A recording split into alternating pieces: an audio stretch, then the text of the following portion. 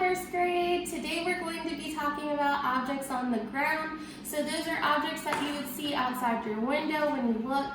What is on top of that Earth's crust? Remember, the Earth's crust is the outer, thinnest, most layer that the Earth has, because the Earth itself is made up into layers, as we've talked about in class. So you may see trees and bushes. You may see animals like my little fox here. You will see shells and rocks like I have in my hand.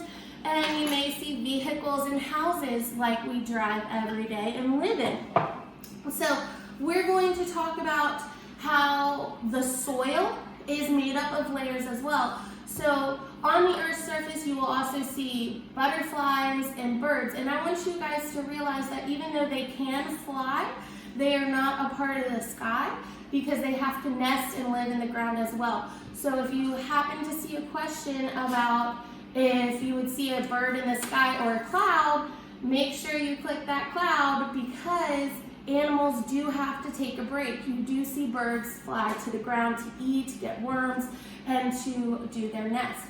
So today our lab is going to be about soil because there are different types of soil on that Earth's crust.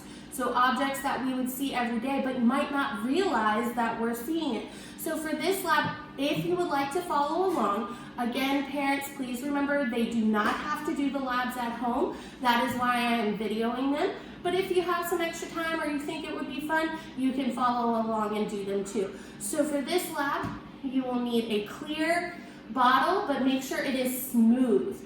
You will need that to be smooth to be able to see the different layers. You will need some clear water, and you will also need a stick for stirring. And I went ahead and went outside and scooped up some soil. Now, students, please keep in mind that soil is made up of a lot of different materials. It is not just one item. So, what we're going to do is start with our clear container. And we're going to add, hopefully Miss Fender doesn't make a huge mess, but we are going to add soil in our container. A little bit of a mess, so I would recommend putting a towel or something down so you don't make a mess all over your kitchen table as well. But we are going to fill that container about 1/3 of the way up with the soil.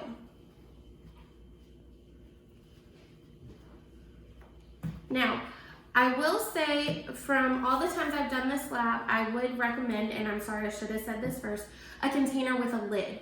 And I will show you why in just a minute.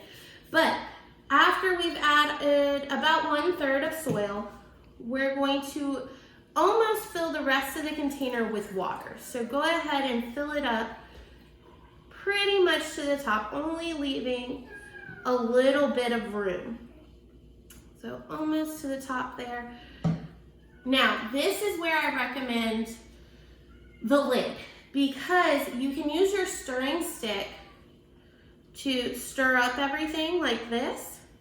However, because we live in Florida and the sand kind of likes to stick to the bottom of your container, it's much easier to put a lid on the container and just shake it.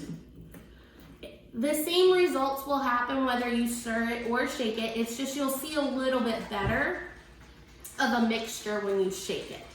So I'm going to shake it up really, really good. And you'll notice that everything is off the bottom of your container. You want it to be completely off the bottom, so you shake it or stir it really, really well. And you'll realize all the organic matter is shaken. Now, the heavier stuff is already starting to settle at the bottom, but the lighter organic matter hasn't really started to settle. So I went ahead and made a jar earlier today. So if my camera help would focus on my new jar, thank you. Now, Now that I completed this jar ahead of time, you'll be able to see the different layers much easier than you could in my jar that I just made because it's still starting to settle. So what you will see is at the very, very bottom of my jar, you will see sand and rock because they are the heaviest materials in this container right now, so they sink to the bottom. And then the layer above that is something called silt. Silt is not quite as heavy as sand and clay, but it does build up really easily, and you can see this silt very well in my jar. It's the kind of blackish brown color. Then you will notice the water and how the water is still kind of murky and not as clear as it was when we first put it in. This is because that the organic matter, and organic matter is broken down plant material, and along with other material that's starting to rot and decay. That matter is already broken down to the point that it is soluble, which means it's starting to dissolve in the water. And up at the top here is organic matter that's not quite ready to dissolve. It's in the process, but it's still pretty thick. So it floats on the top because it's light and it's still rotting or decaying, but it hasn't gotten to like the organic matter in the water where it's broken down enough that it can be soluble and dissolved into water. So that is our experiment today about the different layers of soil and stuff that you may see on the Earth's surface. I encourage you, with your parents' permission, to look out your window or take a walk around your neighborhood and document what you see on the Earth's surface. Today, Miss Bender saw a crane and she saw a farmer working and some cattle on the Earth's surface. So it's really important as a scientist to kind of document and look at the world around you. Again, you don't have to, it's just an extracurricular activity if you would like to do it. Now that you've finished our video, please head to my assignments area and take the quiz for today's lesson. Bye!